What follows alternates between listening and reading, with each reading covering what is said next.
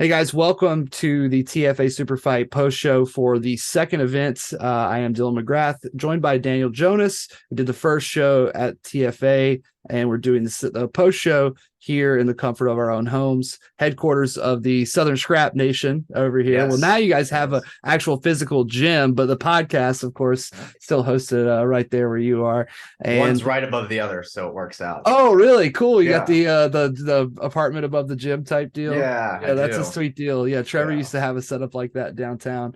But yeah, we've both had a busy weekend. You know, you Yeah. were Yeah. you were cornering at Fight for It, and I Was. was commentating at Fight for It, Hmm. and we both missed the event, but we got a chance to watch it because they were so quick with the upload on these matches that Yes, we were pretty much absolutely. able to watch them next day. I know that I watched half last night, half this morning. You watched everything, so should be pretty fresh in our minds.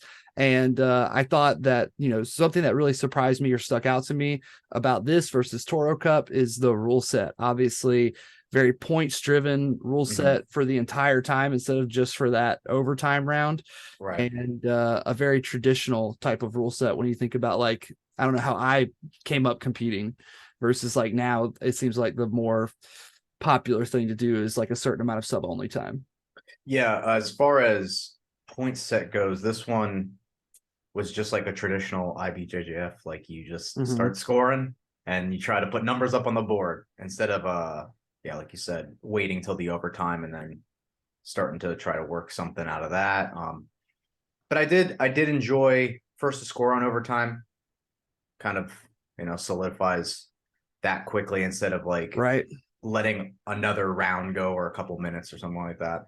Um, but other than that, yeah, time limit or the time also was nice across the board. Everyone 5 minutes to work. Yeah, So yeah. I don't know many black belt matches that are 5 minutes, and there no. was really only one black belt match on this card, which was the gi match with Hmm. Vernon and Diego. So it's not a lot of time to work for a No. black belt because people are so good defensively at that level. It's very hard to just like finish someone really in a flash. I think the time limit is what's gonna make them like push the pace more. Because Exactly. yeah, It encourages a higher work rate to try and right. get the finish, or to even be more aggressive when it comes to things like passing and trying to score and sweep and stuff like that. And I definitely saw a lot of uh I always call it like points cheekiness when you do Yeah. certain things where you're just like getting the points and then you're going to actually do the thing you want to do, and so people were able to adjust the rule set. Namely, it's all the way down there at the bottom of the card, but there's guys that are like Philip Painter who like Hmm. are more well known for how they perform in a sub only Right. format. We had to see like kind of him approach the game a little bit differently in this rule set. So for me, I got to see a lot of guys compete in a way that I don't normally see them compete, where they were more points Yeah. driven. Yeah, So there was like there was two ways that I saw matches go about. It was either someone trying to maintain control and like you said, put those points up on the board every so often and then win on a decision that way, or aggressively try to get that finish and then yeah, from there, just constantly putting the pressure on a pace on. Either way, it made for exciting matches. That's what yeah, I like. definitely were some exciting matches, whether that was the time factor or just the general intensity of the Mhm. competitors. But a lot of TFA guys on this, a lot of Charlotte Jiu Jitsu guys on this. The first match of the day, Jackson Wooten versus Waits Waller. I mean, I'm not sure how old these kids are, but they don't look to be older than 20 years No. old, probably 16, 17, 18. I thought they came out and set the tone really Yeah, nicely with I like agree. a super quick, high intensity, high pace match. And then that, like, I always call it like the no arm darce, Yeah. like that Ninja that choke. front that ninja choke, that front guillotine with both arms. I It's the perfect guillotine because you've allowed the hand to go up so high, and then on top of that, you put the bar across it. I mean, Yeah, I think that it's become a lot more popular in the recent years. Waits Waller was able to pick up a win by this, and you can see that even when you have it so locked in, it does take a minute or two. Like, right. not a minute, not a literal minute, but it takes a little while for it to come on and that blood choke to set Hmm. in. And I was really impressed by people who can get the finish with that, because in my opinion, as someone who's like tried to learn that move a few times, it's not as easy as it looks. Like, you kind of have to have your body positioned in the right place. You have to do certain things to make sure their head doesn't just like slip out, right? Yeah. So it's clearly something he's drilled before, because he was able to lock it up. And it's even becoming more popular in MMA lately. I've seen more and more finishes by that in MMA. So a very kind of a rarely seen sub, but something that's definitely becoming more and more common is that ninja choke. And it was cool to see the card start. Yeah, that's key, right? It's like getting rear naked choked from the front. You know, right. you got to find that top. You got to reach up and find that top hand and peel it away, right? Yeah. And I've seen a lot of guys counter it with the sit out too, like, you know, fight that top hand and then just do a sit out real quick, sit out motion anyway. Yeah. Grab the elbow. Exactly. And you know, I think a big standout, like we were talking about before, on the pre-show, we talked a lot about Boondocks and how they're kind of known as like a real high intensity level gym in terms of like their work ethic and pace. And that second match with Brody Neal and Lucas Brown, I thought he was really kind of showing the ethos of his gym on the mat. You know, it was super high intensity wrestling and just pushing the pace on a guy who probably just was like, can we get to the jiu-jitsu, please? Like, when do we get to do jiu-jitsu? There were a couple matches like that, actually. There was that's exactly you're saying. It's just like the forward pressure, just on the stand-up. And like you using Phil as another example, Philip on he sat, pull guard. If they're just trying to run you off the mat with wrestling, pull guard. You know, let them come do jiu-jitsu. Yeah, the worst thing when you're not ready to concede the guard, though, is when, like, Brody did this a couple times in this match where he Brody out of Boondocks, right? So he did this a couple times where he shot in and got his opponent broken down to the mat, and then he just stood up again and was like, let's keep wrestling. It's like, when you're that guy, you're like, come on, man, you got the takedown. Like, let's just fucking jump in turtle and do some stuff, you know? Give me a chance. Yeah, give me exactly. a chance to do some jiu-jitsu. No, but Brody Neal was just he was cradling. He had a couple nice, like, really good pin series. You can just tell that he either trains the wrestling relentlessly on the mat in the jiu-jitsu room, or he's coming from a wrestling background. Because there was one point where he was like kind of wrapped around his head and kind of peeling him, almost like he was trying to pin him in like a folk style match, which we also had one of that we'll talk about in a little bit. Let's see what else here. Good matches. The only women's fight, the gi match, Lily Griffin, took some exception to our comments about white belt super fights on the pre-show. We apologize. Well, I mean, I think that it was really Vernon, because I didn't say, I just kind of let Vernon go off about that. But, you know, I definitely had just signed up a white belt for a super fight like 3 weeks ago at the last show that they did here at CCL. So, you know, I'm definitely not going to say I'm against it, but I thought that she had a great match. And, after that performance, I mean, she's right. And I didn't even think about the point she made where she was like, you know, it costs like $100 to compete in a tournament if you only do one division. And for every division you do after that, it's like $40 or $30 at best, you know? For me, that shouldn't, for me, it's more of like the promotion things there. I think it's when they know IBJJF costs so much, and I understand that these things can cost money to put on, but if you're at a local event and now it's become so big that you're raking in the number of people that are walking through the door to want to compete, I mean, you're just going to have more of an incentive for people in local areas to compete as well. If you just bring the price down some, you know, make it. And we're not asking for like a $5 bracket here. Right.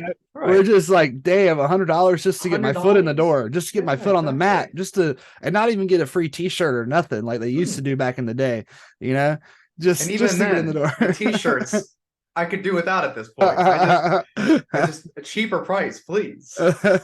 Yeah, maybe $50. You know, I bet if you started a tournament that was only $40 to enter, people would be like ecstatic that it even existed, let alone like, you know, having trouble filling out your brackets, especially in a place like Charlotte. But yeah, I was really impressed with both Lily and Gracie. I think Gracie's really tough. She's a workhorse.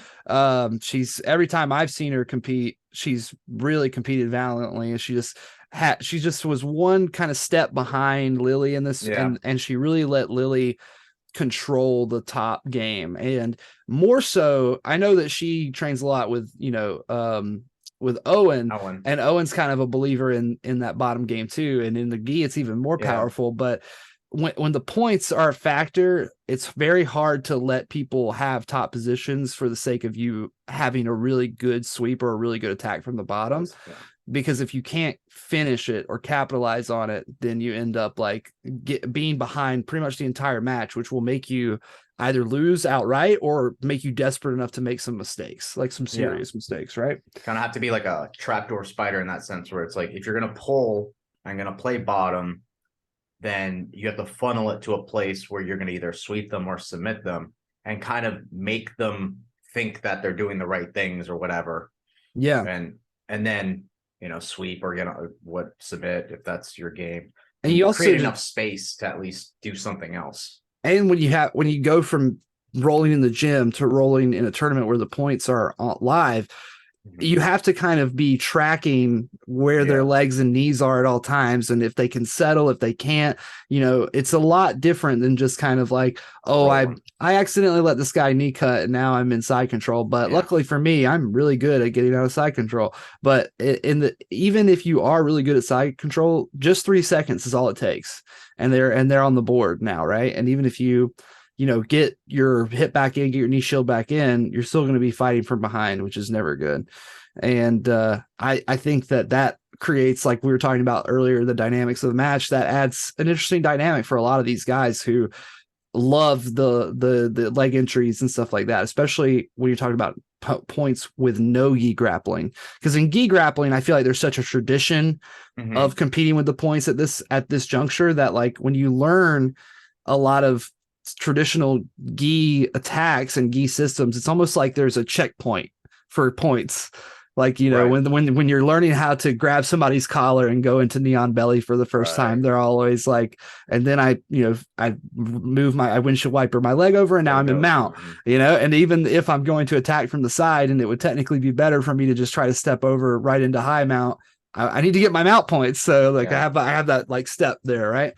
But the good old, like, let them get half guard back. The cheese, the true Brazilian cheese, right? But I thought that this match right here between Daniel Cotton and Dale Sotile out of Charlotte Jiu-Jitsu Academy was really fun, and was one of those. I thought that Dale did a great job of continuously tracking the position of the legs to make sure that even though he was on bottom, he wasn't being constantly scored on over and over again. And he actually really effectively utilized the actual good strategy of a point system, which is like, if I do concede to pulling, I have to sweep him before anything else happens. That way I get ahead for pulling guard. And he effectively utilized that system to get up in this match early, and he kind of just stayed ahead the whole time. He was one step ahead. If you don't know, roll with Dale, he's so strong once he gets into those positions. Like, as soon as he got on top and he got the point and he got his point, I knew it would be just an uphill battle for the other guy to even try to get a sweep or at least something in that time span. Dale's a very, very classic setup too, like the half guard and kind of roll your hips out to almost like dogfight. But even though Cotton recognized the dogfight was coming and tried to bail out early, Dale had already grabbed the ankle, so he was just attacking the single at that point. And he did a great job. I think that's a very classic sweep from half guard, or classic setup from half guard. And I like a lot too. Yeah, definitely. And when I went over there and tried to play half guard, I got crapped on, dude. And I thought I was a half guard guy, but they were like, no. This is the next level of half guard field and half guard play. Yeah. And Chris Kennedy versus Jason Hurd, kind of our masters match of the day besides Vernon and Diego. And Jason was mean on that heel hook. Yes, he was. I thought Chris was out so many times. Like, I literally thought the knee was out, and I kind of tend to watch heel hooks with a little closer eye than most people. I'm like constantly like, oh, is he gonna get ripped apart or not? And every time Chris got out, it was just that adjustment, that pressure to the back of the leg by Jason to kind of suck him back into danger. And I thought we were gonna see calf slicer at one point, but yeah, me too. When he sat forward, and grab, I thought he was going to grab around the waist and try to, I guess scorpion calf slicer is the term I would use for that. But the whole time I was like, the knee's almost out. Yeah, like, it's almost there. It was on the line the entire time, even up until like the sub. It was just on the cusp of being out. Remember if he tried to go in for his own, and maybe that's why he just that is the classic mistake, right? So what happened was he was trying to pass and he tried to do a jump over pass, like try to pin one of the legs and then kind of hop over, but he didn't pin Jason's leg completely. So Jason got to put almost like a kip right into outside Ashi, and then he was just in at that point. He had jumped so far that he was deep in the matrix, and he was like constantly doing, in my opinion, the right thing, right? Especially when you're like trying to turn your back.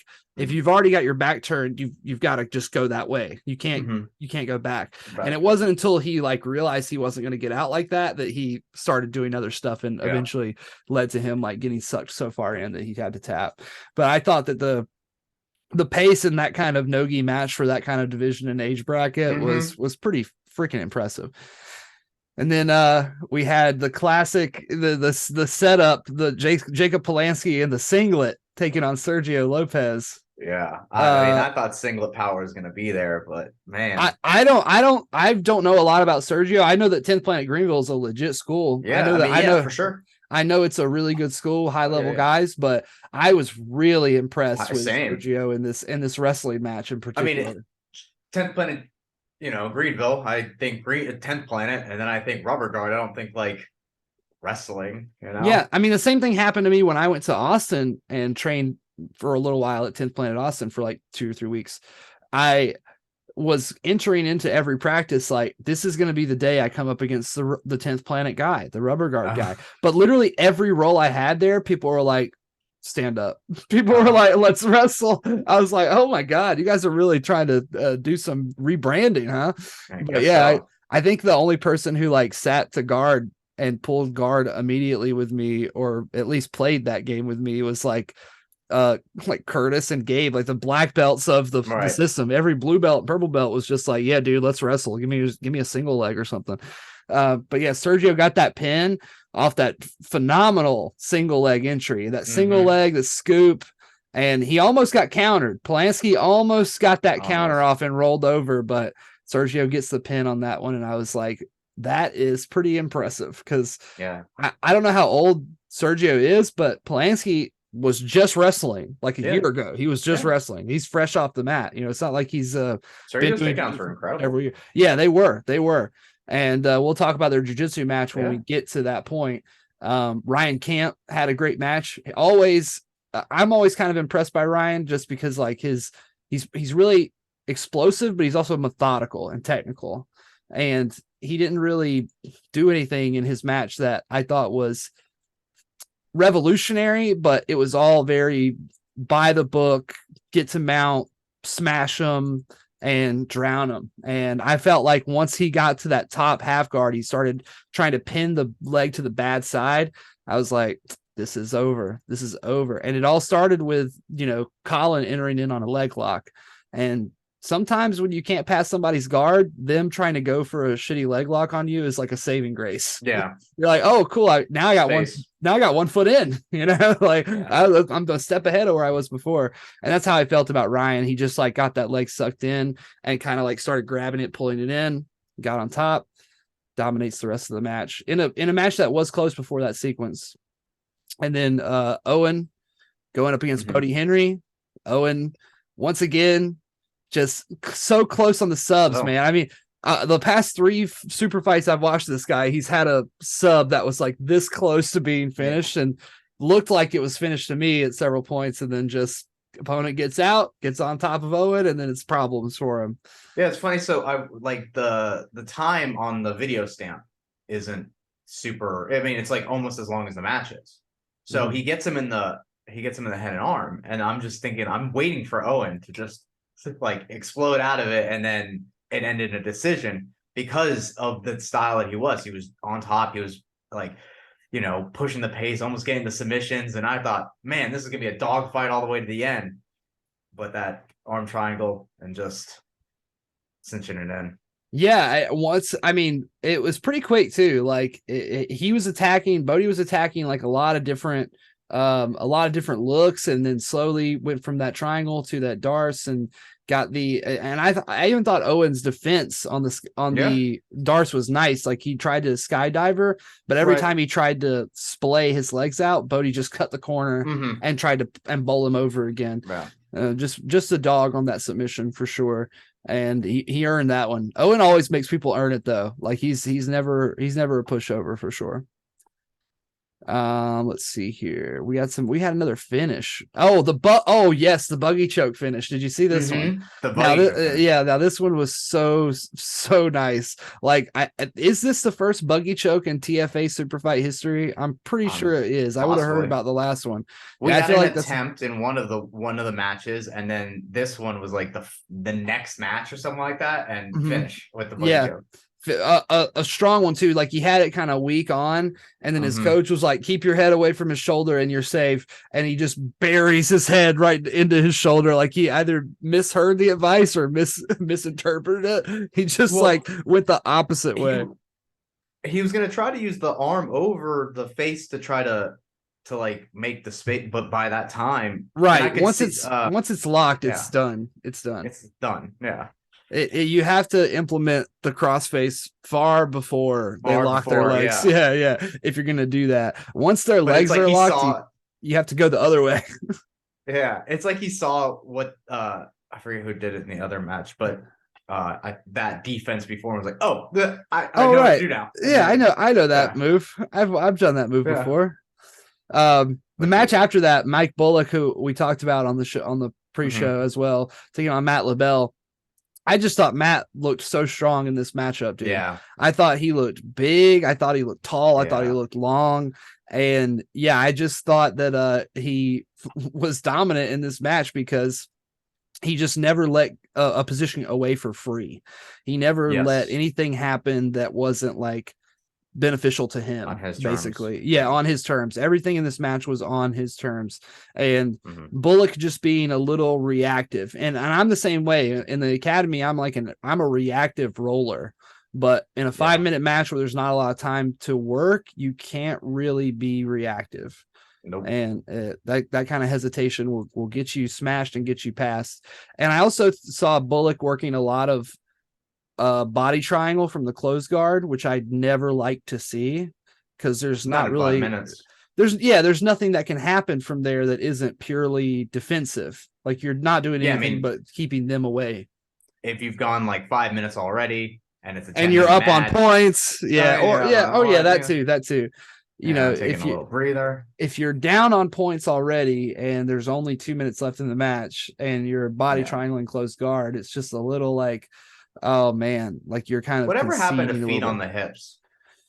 Yeah, I don't know, man. I teach that all the time, especially when it comes to like making a point of contact with the heel, because I feel like now in jiu-jitsu it's very popular to always be touching, if you're playing bottom, to always be touching a heel, because you can take that grab on that heel and turn it in to so many different entries or so many different half guard entries. Like there's multiple dimensions of attacks, right?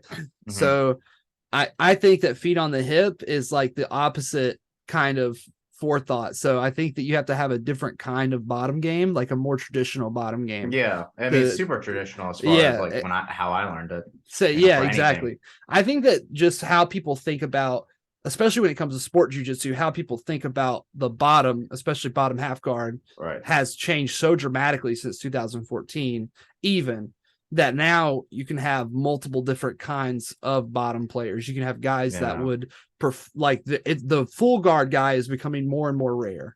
Right. And then by the same token, the rubber guard guy is becoming even more and more rare, because I view rubber guard as being just a little fraction more useful than the full gambit of full guard is.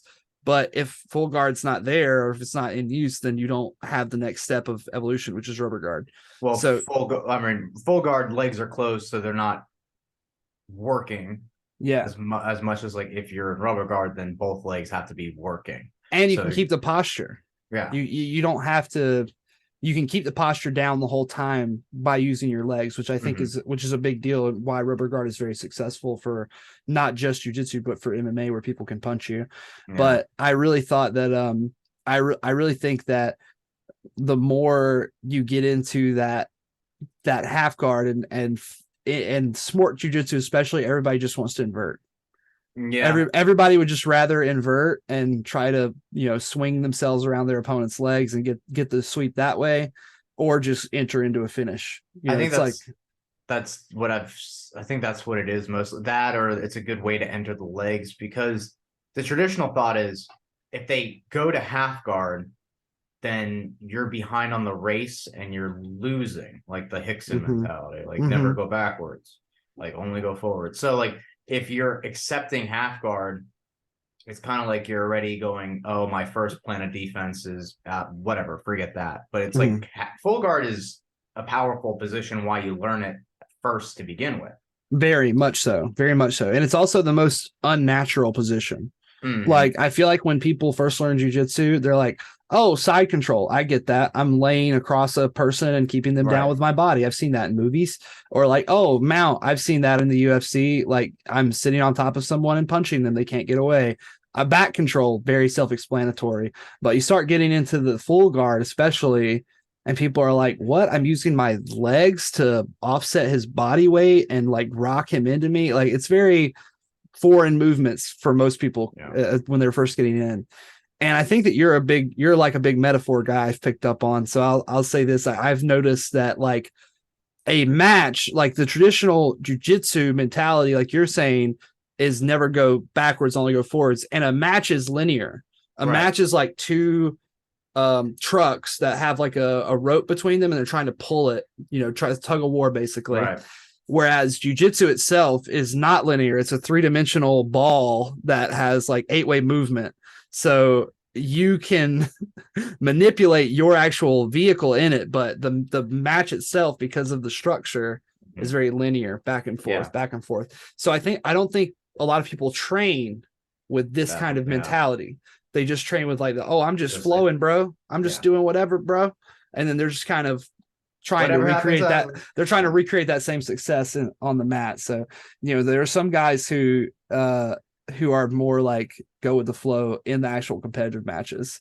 But that's the separation for me, is like there's guys that are go with the flow and, you know, just kind of rolling around on the mat, and then they try to become very hard edge and technical and methodical, but only when the match comes, because they have a different mindset or whatever. And you got to practice how you perform. And I think that to end that rant early, I'll just say that I think one guy who is very like has a linear approach to how he competes in matches is Zach Moore, which he just goes literally like a fucking freight train forward. He's becoming my new favorite on the local scene. He rolls the way like I think I do. The way I like to imagine myself rolling.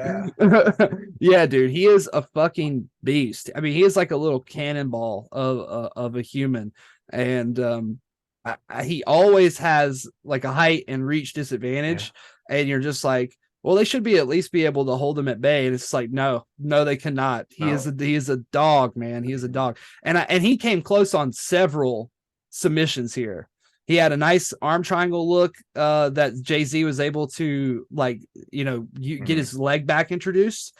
And then there was like a really strong Americana. Kimura. Yeah, he rolled it off the mat is what happened. Yeah, I mean, he kind of, it's one of those things where it's like, damn, he would have finished that if he had a little bit more mat. The finish that he was looking for was crazy. He was using the Kimura to then pull and then mid-switch to an Americana, so then the hip would have like better torque and everything. Just, I mean, yeah, almost like he was trying to, like you would with a Kimura, beat them around the corner, basically, right? I've seen people use Yeah, the something like Americana that. to get them to turn and then make themselves more available to the Kimura. But it was almost as like he turned and Zach just stayed on the Americana, like just was like, I'm taking this thing to the fucking bank.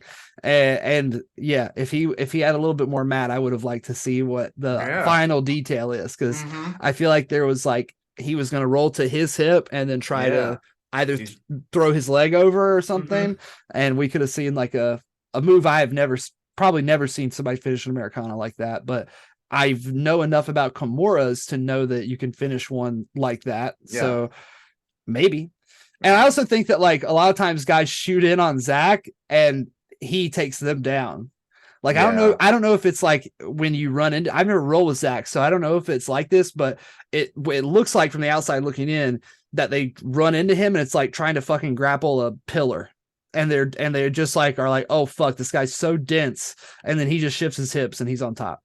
I mean, Volkanovski, Islam Makhachev, it's hard to take down a shorter person. It's just like if their hips are lower than yours, You have to shoot low as fuck. Yeah, yeah, that's and it's why like their timing's gonna be better. foot sweep guys learn foot Hmm. sweeps. They're really good against short guys and big guys. Like Yeah, foot especially sweeps. if you look at a guy and you're like, I don't want to double leg this guy, then maybe consider foot sweeping him. Foot sweeping. But yeah, Zach Moore, brilliant performance. Always impressed by the guys out of the Next Element Academy.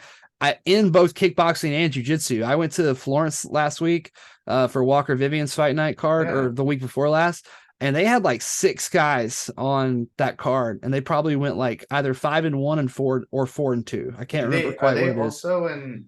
They had someone at the fight for it, right? Yes, they had. And they were at the Myrtle Beach. They had a pretty. Mhm. I think they almost had a clean sweep at Myrtle Beach or something. Yeah, I think it was 5-1. I think they had Yeah. about 6 fighters on there and they went 5-1, if I'm not mistaken. But yeah, that's a school that I think you got to keep your eye on. I think a lot of people, when I was first coming up, the school in Myrtle Beach was like Fitness Edge or Patches School. You know, those were the 2 big gyms, Mhm. right? And then like Scott Pelzel used to be out there, which was a big deal. And now he's in Austin.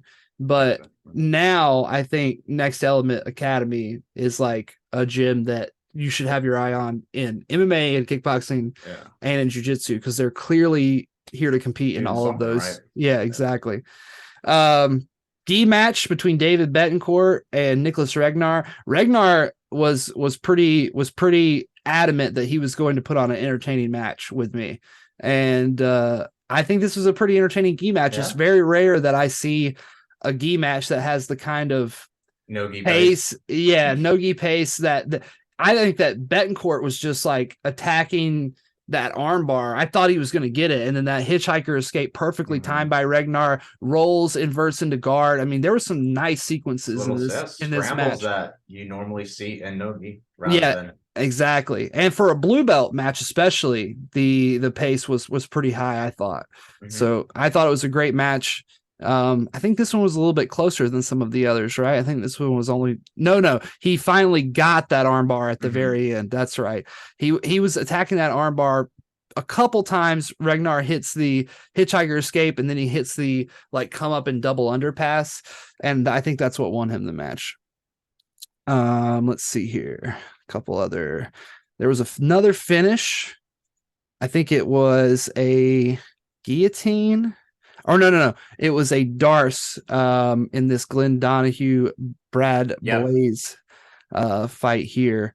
And I thought he was going to try to roll back for like a mounted guillotine because he had the Darce entry and his arm wasn't quite entered in all the way. And I thought he was going to try to like go for like kind of an arm in kind of mounted guillotine, which I really like doing from the half guard. But he rolls over for that Darce, and the second time it was like 12-6. You know, the heads are connected and the feet are pointing opposite direction. You're deep at that point. So super nice entry. The super heavyweight fight. So, you know, Avery saw me at Fight for It, and we were talking about the show. And I told him, I said something, and he was like, well, you know, what belt are you? And I was like, I'm a blue belt still. And he was like, you should take on one of the guys that went today. And I was like, oh, I'll watch the match. And I watched the match, and it's literally 5 fucking minutes of standing around. and wrestling. And I was like, Avery, I don't compete like this. like after about 30 seconds of this, I would have sat down. Yeah, I you would could probably change up the game. I probably would have given the guy side controlled, honestly, Yeah, just to get myself out of there you this go. awful pace. I mean, I was watching these guys, and by minute 3.5, it looked like they were suffering. And I was like, man, these guys have way more pride than I do. Yeah, Because wrestling's hard. Why? yeah, wrestling is hard, and it's a lot harder when you're 250 fucking pounds. I mean, these Mhm. guys look a good bit bigger than me, but once you get past like 240, it doesn't matter anyway. Everything's just super. But yeah, Jimmy had the lone takedown of the fight. I thought maybe what was happening is Adolfo was like pulling and Jimmy stayed connected, Yeah. and it looked like a takedown. And you're going to get points for that either way, especially in a match like this where there's not a lot going on. But yeah, just a very crucial mistake there from Which it's Adolfo. wild that it went back to standing. Like if if Well, I you mean, ain't there was just no positional. I mean, there was a point where Jimmy tried to go to north south, yeah, and he got points for side control, even though the position was never settled. yeah. I think that the ref was just like, I got to give them something, or this nothing's going to happen in this match. So first scoreable motion he saw, he was like throwing up those fucking hands. But yeah, I have no interest in ever competing in a match like that ever. uh, Dave Bannon versus Kendra Metcalf. There's a Moon left a comment. I love Moon. I've trained with him before at Charlotte Jiu-Jitsu. He left a comment on here that said Dave is scary, and I was like, yeah, he is a little scary. Like he's Yeah. just very, Dave's mean. very, very mean with it. Yeah, right. Like Dave's mean. his face is not No, in his unkind, jujitsu, he's a mean son of a bitch. but yeah, his face is not unkind. He looks like a guy that would sell you car insurance. No. But when he starts rolling, Yeah. everything he does with such a intensity and such a It's speed good. and ferocity that you're Yeah, like, you need oh, it. okay, this guy's a little mean. I like that. Yeah, exactly. You need it, especially in competition, because like I think it's also like what we saw in the match. It's when when you compete against guys at the high level, they have that meanness in them that when you haven't, and then you compete against someone like that, there is a distinct competitive difference you see, and you could see it in the match where Dave's going for like that behind the back, that behind the back arm and he's like lock, trying to take it home with him. that Like, hammer lock Kimura or whatever. you just have to react. Yeah. And that just benefits Dave in that sense because you're reacting and you're doing something uncharacteristic. Whereas, like going back to what you're saying, if you're just rolling and it's just nice and fluid, it being that kind of mean puts a like different sense of mentality that you're not used to when you're, it's one competitive, so lights are on you, it's a single match or whatever. But then on top of that, the person that you're going against is not your friend. He's a guy trying to take something home with you or take something home of yours. And that's like, especially in a match like this where the person that Dave was going against came out at such a high pace and such a high speed and intensity. When you can, one, keep up with them, and then two, match them beat for beat, technically, you will eventually slow them down and force them to make mistakes. Because like I have a student who's very much like that. Like he's aware of the fact that the way he rolls, he's only good for about 3 minutes. Like he's just he comes from a lifelong wrestling background, and he's just like, if we're wrestling, I can wrestle for 12 or 15 minutes straight, but as soon as we start doing the jiu-jitsu, I'm gonna get tired. Like he's like a white belt, so he knows that if he wants to go full intensity like comp speed, he's only good for about 3 minutes. Now luckily white belt matches are usually only 3 or 4 minutes anyway for him, but I think that that's the kind of intensity that Dave's opponent had. And it wasn't really until he like stonewalled him with the technique that he was forced to slow down. And when you slow people down, you can catch even the most athletic guys. And I thought that's what this was. Perfect example of how jiu-jitsu can like equalize the speed differences basically between two people for sure. Well, just how quickly he got the armbar up and then put him into like a dangerous position, not just like an armbar and then you're stuck in like, they're still on top of you, stacking you, and then you have to use the moment. You have to like use your legs to get them down, and it's like the slow, methodical thing. He snaps it on there, with the momentum taking him all the way over, and then having to address while like switching the feet and all of that kind of stuff, while trying to torque it Yeah, and there wasn't a lot of like normally in an armbar, there's a lot of unless you're super deep immediately and you have great technique, there's a lot of struggle time, right? Yeah. This No, that not was at not all. the case with this. This must have been very tight and very in because as soon as Dave got that foot in the right position that he wanted and he pinched his knees, it was over. It was over. And then we had Sergio Lopez and Jake Polanski rematching in BJJ. And it was pretty much more of the type of game that I expected from Sergio. And therefore, the fact that he was able to beat Polanski is a little less impressive than the folk style, but Right. nonetheless, his performance in this match was really great and admirable as well. Lots of once again top game. I I think it's think just like carries over from that wrestling. It's like, oh yeah. wow. And then it's like you kind of expect it in the jiu-jitsu now. But at the same time, it's like you never know. Some people can have really good wrestling and like not that great submission defense.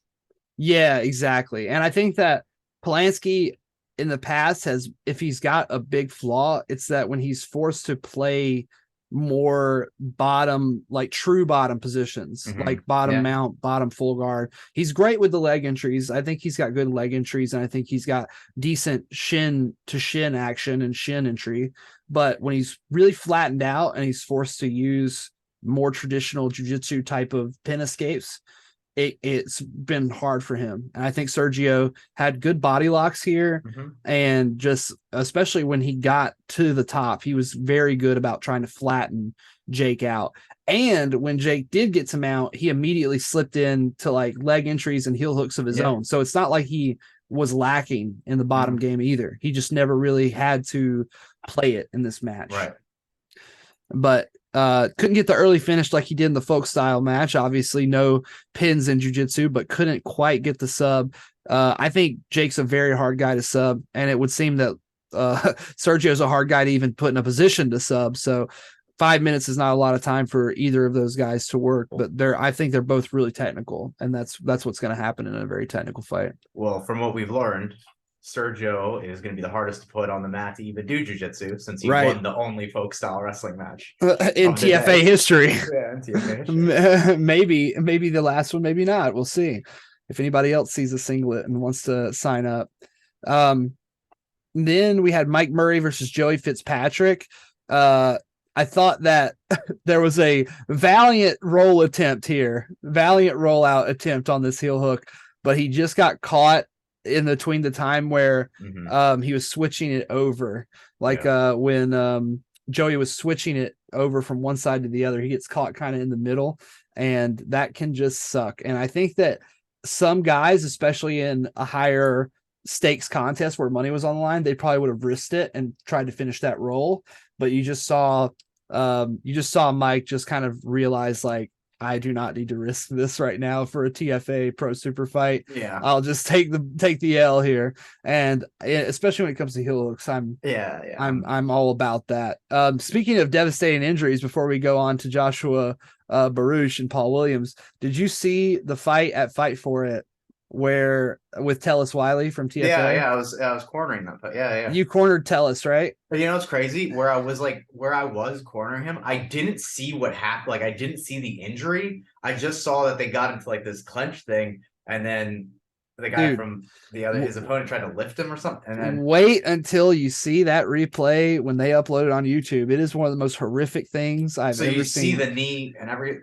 So yeah, I was at an angle where when it happened, I saw what looked like Tellis land on the kid's knee. Oh. And it looked like he might have landed in a way that kind of either landed on the ankle and the knee line and could have maybe tore something, but I wasn't sure. But then when I saw the replay, the camera's slightly above. Yeah, so it can see exactly what happens. So he picks up Tellis and tries to foot sweep him. But the problem with foot sweeping someone if their feet are almost completely off the ground is it's almost like trying to kick out the bottom of like a curtain or something. Like there's no weight, so you can't steer them, right? So they just go straight up and down. So he picked Tellis up, kicked him, which flattened him out, but didn't turn him at all. And he just came right down and landed on his knee. And yeah, his leg went one way and his body went the other way. And yeah, it was really, really bad, really, really bad. And when I knew it was bad because right before they popped up the replay on our monitor, I looked at the production team and they were all like grimacing because they see it like a second before we do. They were all like grimacing and like gasping. So I was like, oh, here comes a bad replay. All right. But yeah, that was a bad one. Joshua Baruch versus Paul Williams. I thought that this was a great match. I think that Swamp Fox team just continues to impress me every time they come out. Paul Williams, though, just had to put a stop to all that mess. As soon as he was on the back, he made it a nightmare for Josh. Paul's another. Dave is one. Paul's also another role where he's mean with it for like purpose. Like there's an intention behind it, and like when you a nice guy with mean jujitsu. Yeah, is what I would say about Williams for sure. I thought that he was on a couple of really solid attempts, but that constant back and forth, just old school jujitsu, washing him back and forth, trying to get under the chin. And finally manages to find a way into the chin for the quick sub. Mike DeMakes versus Eric DeVere. Very, very tough pace of a match. But I was impressed by Mike DeMakes. He had a dominant performance from bell to bell. Matt Legg, Austin Borders. Austin Borders came out, immediately started waving his hair around and bouncing around like a shampoo commercial. I mean, he's really playing into this whole gimmick now, but I have to respect it. Anyone that needs to learn how to do overtime matches, this guy should do a seminar on overtime matches. Way to stall it out to the and then hit a perfect takedown, get the easy two, and then call it a day. Yeah, he didn't even mess his hair up. Not at all.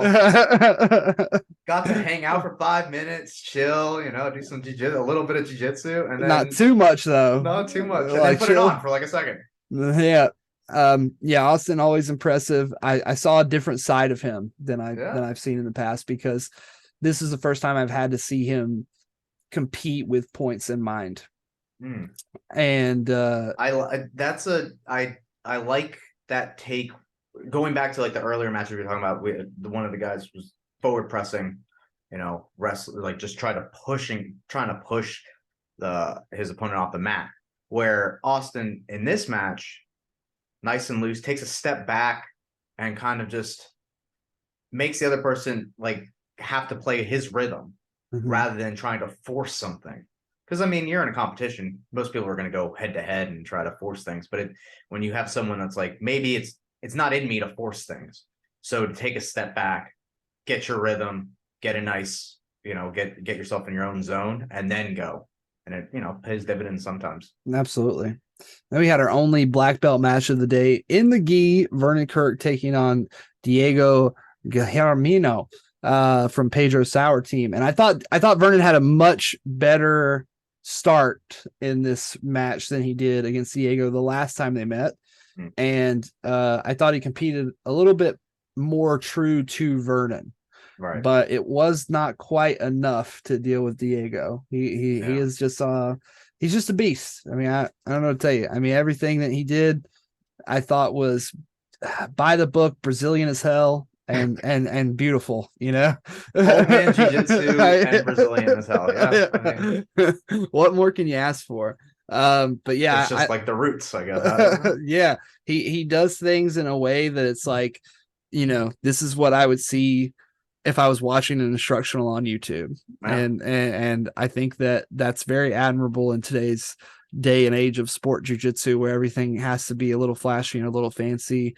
He's still, these guys, Vernon is one of them too, who's out here representing that, like, more hard nose, smash them down, fuck your life jiu-jitsu, which I love. Even Vernon takes, different martial arts and puts it into his jiu-jitsu, like absolutely the knee bar attempts and stuff like that. It's a little bit non-traditional as far as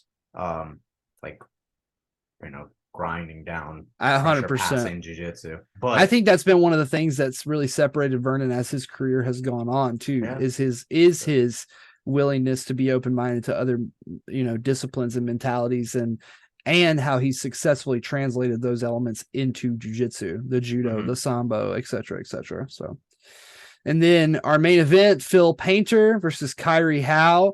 And this is, what I was talking about earlier is that, like, this is a time where I had to see, this is like probably the first time in a long time, if ever, at purple belt or brown belt, that I've had to see Painter compete 4 points for the entire time. I've seen him do it in overtime, but for him to compete all 5 minutes for points, I saw him doing some different stuff than normal. Like, I saw him prioritizing strong top positions and strong top control a little bit more.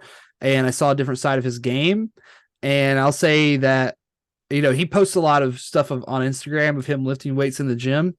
Starting to pay off. He's looking a little thick out there. Kyrie Howie's no slouch in the athletic department, Nope. But when they were standing up and toe to toe, I was like, man, Phil's got some shoulders on him now. Phil's got some arms on him now. Like, he's looking a lot bigger. And he was able to match the strength of Howie, which I was really impressed by. 5 minutes. Yeah. Held him down. And whenever Kyrie would explode and actually manage to get Phil off of him, that's when Phil's just a little bit technically better at the details, right? Like, he never let his feet get pinned in the wrong place versus him.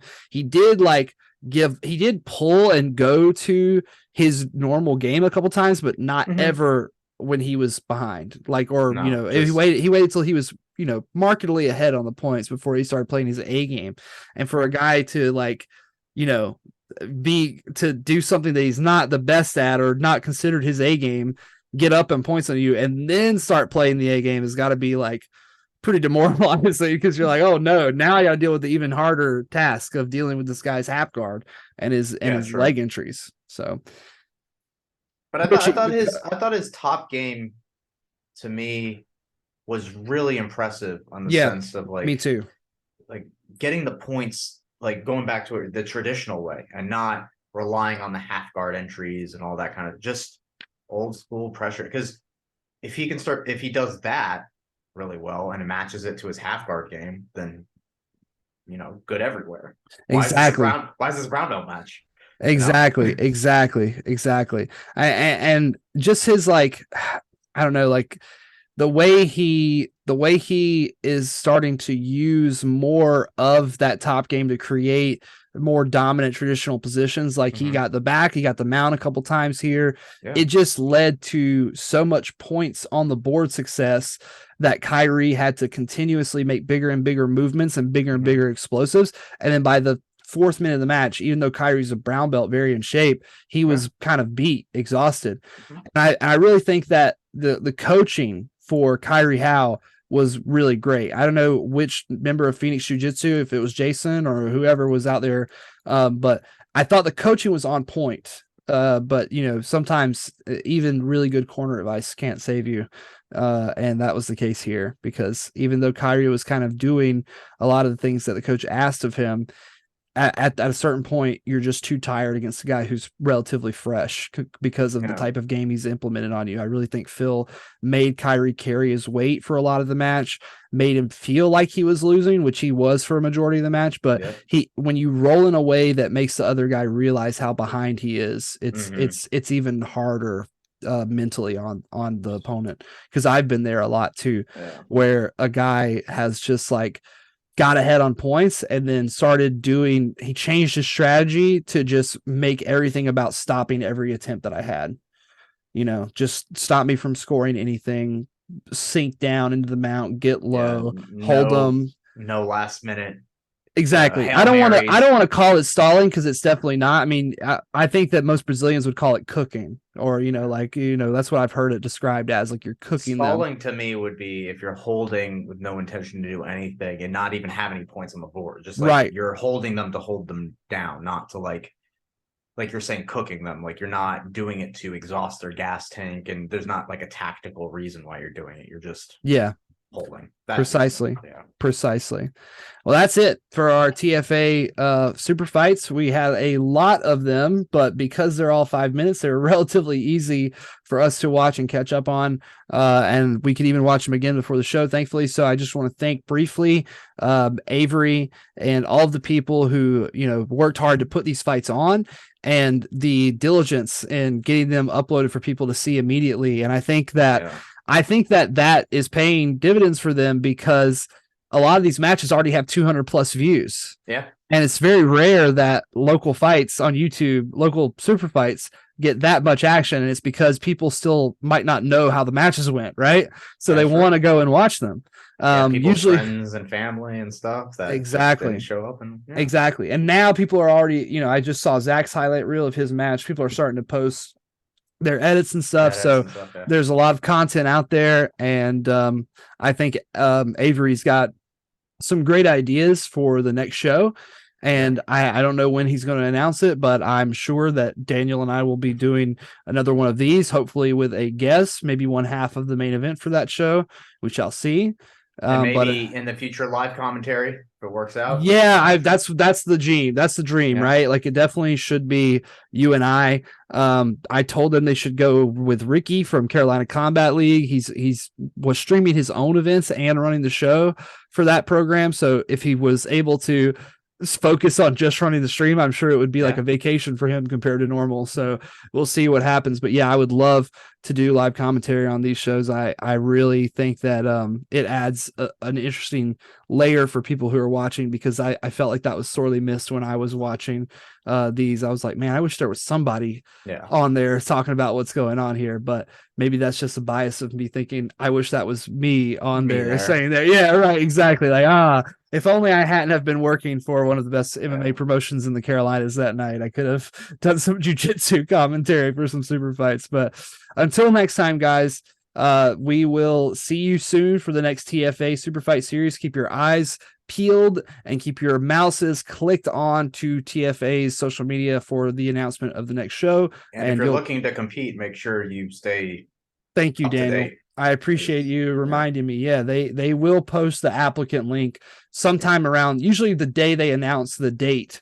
There will be, want to compete on this show, click here. So be sure to look out for that if you're a competitor looking to make your debut on TFA Super Fights, or if you're looking to have your first jiu-jitsu match, because like I said, white belt super fights are good here. There were some decent ones on the last show. This was mostly blue belts, but especially if you're at that blue belt, purple belt level, this is a great, in my opinion, a great show to put yourself on for a good opportunity to test yourself in a rule set that is congruent with other types of tournaments, but don't cost $100 to go out and do a super fight, as we mentioned earlier. Shout outs to Lily. All right. Anything before we get out of here, Daniel? Anything else, since you kind of reminded me of some things I missed? No, just southernscrapnation.com, Southern Scrap Nation here in Charlotte, North Carolina. If you want to train with me or listen to podcasts about fighting and fight breakdowns and predictions, I do that. Other than that, you can catch me at Triumph coaching sometimes, and then helping out with the MMA there. As far as schedule goes, I'm pretty open. I got everyone fought. Time to book some new fights, baby. Yeah, new fights. Yeah. And you guys know me. I'm at Hometown up in Raleigh, coaching grappling 4 times a week, and also host of the 10-8 Fightcast, which is coming out later today or tomorrow morning, going over Fight For It 18 and 864 fighting championships, all the local fights in the Carolinas, going over results with my boy Trevor Hayes. So if you want to check that out, 10-8 Fightcast, Southern Scrap Nation, and now TFA Super Fight Show host Dylan McGrath and Daniel Jonas signing off. Until next time.